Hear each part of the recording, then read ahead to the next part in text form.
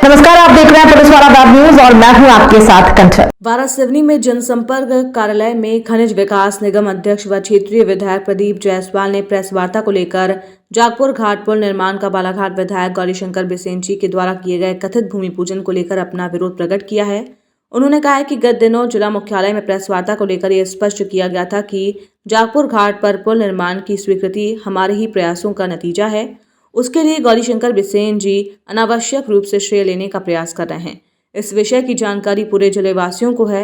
श्री बिसेन पर फिर बरसते हुए उन्होंने कहा कि जागपुर घाट पर बगैर प्रोटोकॉल के भूमि पूजन कर उन्होंने पुनः इस बात की पुष्टि कर दी है कि उनका मानसिक संतुलन ठीक नहीं है।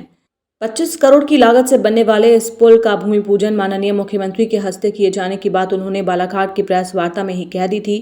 श्री जायसवाल ने ये भी कहा है कि उन्हें ताज्जुब उस समय हुआ जब बालाघाट विधायक ने 25-30 लोगों के साथ मिलकर पुल का भूमि पूजन ही सुबह सुबह कर दिया और कार्ड में मेरा नाम नदारत है, जबकि कार्ड में प्रभारी मंत्री का नाम है। प्रभारी मंत्री रातों रात थोड़ी आ जाएंगे, उसके लिए एक प्रक्रिया होती है। प्रोटोकॉल के तहत 2 दिन पूर्व कार्यक्रम तय होता है।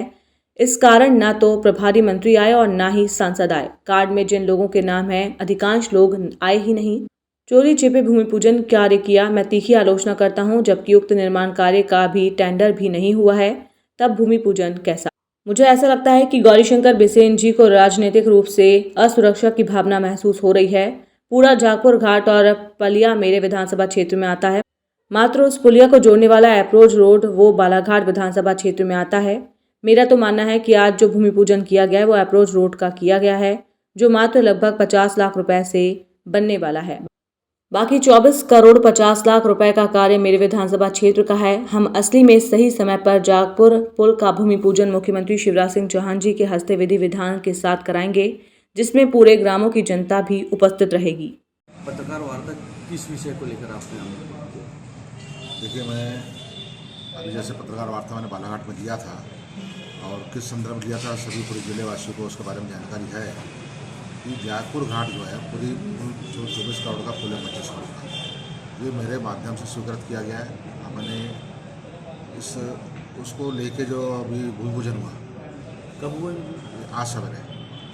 ये माननीय गौरीशंकर बिसेन जी, जिनके बारे में पूरे ज़िले में कहा जा रहा है कि वो मानसिक रूप से विक्षिप्त हो गए हैं या मानसिक उनका संतुलन खराब हो गया है।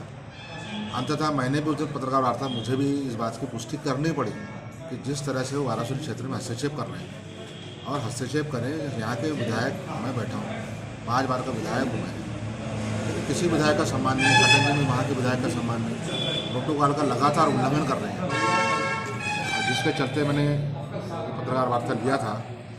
और आज फिर से उन्होंने पुष्टि कर दिया कि सही में उनका संतुलन खराब है। इस 25 करोड़ का पुल, और उस दिन मैंने कहा था इसका जो भूमि पूजन है माननीय मुख्यमंत्री करेंगे और प्रोटोकॉल के तहत सभी विधायक रहेंगे। मेरे क्षेत्र का मामला तो मैं भी कार्ड में नाम रहेगा।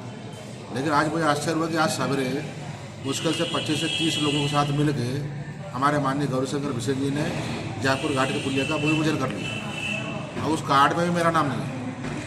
और कार्ड में जो प्रभारी मंत्री का नाम दिया गया, प्रभारी मंत्री ऐसे रातों रात थोड़ी आ जाता है। प्रभारी मंत्री का प्रोटोकॉल से 2 दिन पहले कार्यक्रम बनता है, उसमें सांसद का नाम है, सांसद भी नहीं आए, मंत्री का नाम है, मंत्री नहीं आए, और जितने पदाधिकारी का नाम दिया गया था कोई भी पदाधिकारी नहीं आया। मुश्किल से 25 से 30 लोगों में बैठ के बिना पंडित के पूजा करके उसका भूमि पूजन उन्होंने कर दिया। तो इस बात की मैं तीखी आलोचना करता हूँ कि ये पुनः प्रोटोकॉल का उल्लंघन कर रहे हैं। और दूसरी बात, अभी पुलिया का टेंडर भी नहीं हुआ है। तो ये मुझे ऐसा लग रहा है कि गौरीशंकर बिसेन जी की वो राजनीतिक रूप से एक असुरक्षा की भावना आ गई इनमें। और जब उनकी लड़की कहती है गुड्डा जैसा बिना पिंदी का लोटा है, उसको लड़की को इतना ज्ञान नहीं कौन सा मुहावरा कहाँ फिट होता है। इस मुहावरे का अर्थ क्या है? ये मुहावरे का अर्थ तुम्हारे परिवार पर लागू हो रहा है कि तुम कभी बालाघाट घूमते हो, कभी वाराणसी जाते हो, कभी वाराणसी जाते हो, कभी बालाघाट जाते हो। आप क्या वाराणसी से भी चुनाव लड़ना चाहते हो? मुझे ऐसा लग रहा है कि ये ऊपर वालों को संदेश देना चाहते हैं कि वाराणसी में भारतीय जनता पार्टी की स्थिति बहुत कमजोर है, तो हमको बालाघाट से न दे के वाराणसी से टिकट लड़ा है, ऐसा उनकी मंशा है शायद, इसलिए बार बार वाराणसी में जा रहे। जहाँ तक मेरी स्थिति है भाई, मैं निर्दलीय प्रत्याशी चुनाव जीता, जनता के टिकट पर जनता के वोट से चुनाव जीता हूँ। आज भी मेरा निशान ट्रैक्टर ही, मध्य प्रदेश का पहला विधायक हूँ जिसका जो आज भी निर्दलीय खड़ा है। बाकी निर्दलीय तो बीजेपी में ज्वाइन कर लिए हैं, लेकिन मेरा निशान आज भी ट्रैक्टर है। 4 साल हुआ है मुझे, मैं आज भी निर्दलीय खड़ा हूँ। मैं बिना पोंदी के लोटे की बात कहाँ से आ गई इसमें? ये मुहावरा ही गलत जगह फिट कर रही है। तो पहले इतना संज्ञान होना चाहिए कि मैं आज भी निर्दलीय ही खड़ा हूँ। अब बाकायदा राष्ट्रीय पार्टियों को, कमल को, पंजे को बाकायदा टक्कर दे रहा हूँ। मैं तुम्हारी पार्टी में किसी भी पार्टी के कार्यालय में आज तक नहीं गया कि मुझे टिकट दे। ये निर्णय 2023 में करूँगा मैं, और वो अपनी जनता, अपने कार्यकर्ताओं के साथ मिलकर करूँगा मैं। वो निर्णय मेरा है, सुरक्षित है। उस निर्णय में गौरीशंकर बिसेन जी और किसी का कोई हाथ ही नहीं है। ये क्षेत्र में इस बात की भी चर्चा है कि गौरीशंकर बिसेन पूर्व कैबिनेट मंत्री बालाघाट अपना क्षेत्र छोड़कर वाराणसी में ज़्यादा कॉन्सेंट्रेट क्यों कर रहे हैं आखिर वो?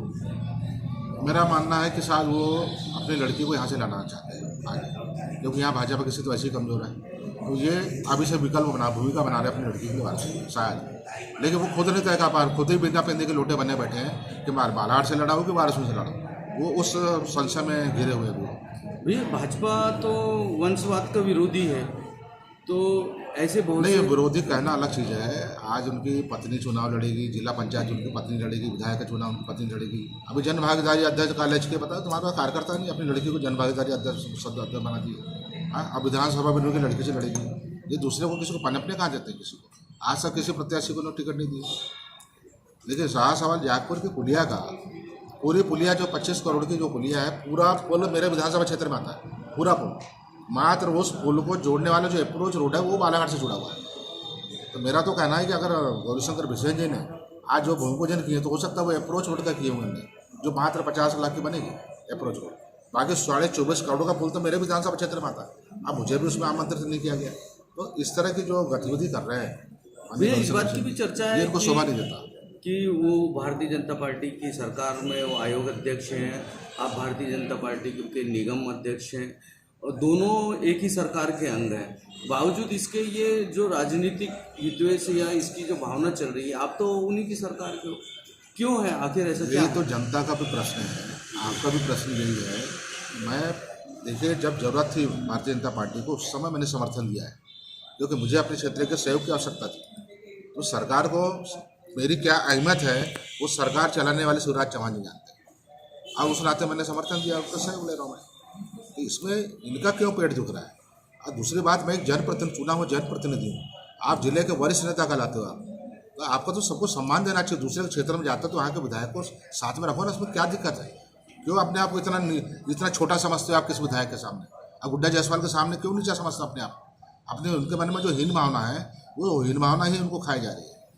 वो मेरे सामने दी। आप जिले के वरिष्ठ नेता कहलाते हो। आप तो आपका तो सबको सम्मान देना चाहिए। दूसरे क्षेत्र में जाते हो तो वहाँ के विधायक को साथ में रखो ना, उसमें क्या दिक्कत है? क्यों अपने आप को इतना छोटा समझते हो आप किस विधायक के सामने? अब गुड्डा जायसवाल के सामने क्यों नीचा समझते अपने आप? अपने उनके मन में जो हीन भावना है वो हीन भावना ही उनको खाई जा रही है। वो मेरे सामने अपने आप को छोटा महसूस करते शायद। इसलिए आज जो चोरी छिपे भूमि पूजन हुआ है, जिसमें भारतीय जनता पार्टी का कोई वरिष्ठ नेता नहीं गया, प्रभारी मंत्री नहीं गए, और यहाँ तक कि किसी को मालूम ही नहीं है, बिना पंडित के चोरी छिपे भूमि पूजन हुआ। हम इसकी तीखी आलोचना करते हैं। क्या दर्शाता है भैया चोरी छुपे भूमि पूजन? ये राजनीतिक रूप से बहुत अपने आप को असुरक्षित महसूस कर रहे हैं।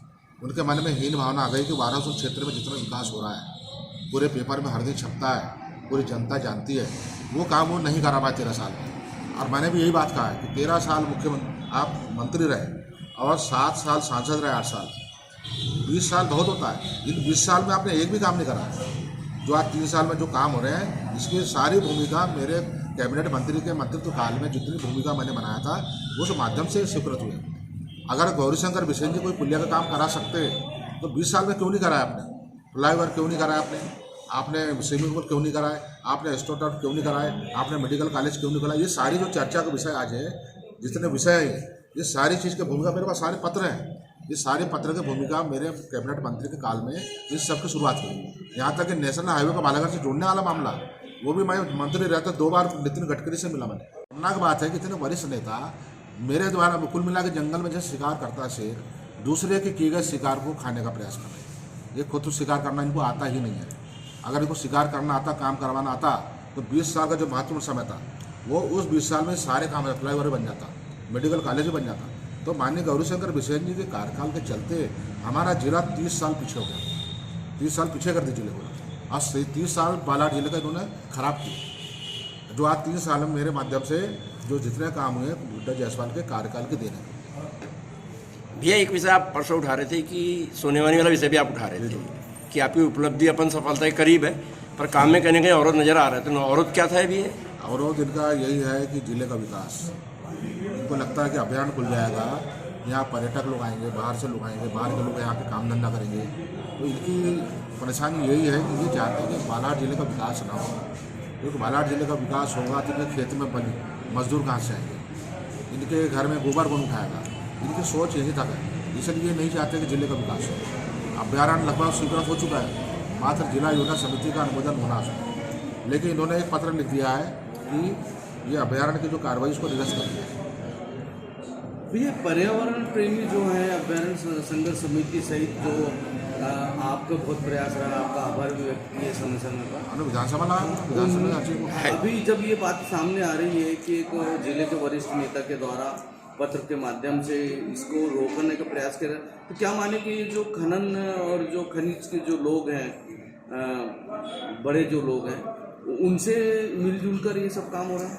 ये भी माना जा सकता है, लेकिन हमने तो उनको भी सुरक्षित रखा है। हमारे जितने मैगनीज के खजान वाले हैं, उद्योगपति है, हमने उनको भी सुरक्षित करते हुए अभ्यारण्य की स्थापना की। इस अभ्यारण्य के बनने से उनका कोई मतलब नुकसान नहीं होना है, इस तरह से हमने काम किया है। लेकिन ये बात माननीय गौरीशंकर बिसेन को समझ नहीं आ रही है। इनको लगता है कि ये जितने उद्योगपति, इनका नुकसान हो जाएगा। नुकसान उद्योगपति का नहीं है, नुकसान इनका हो जाएगा।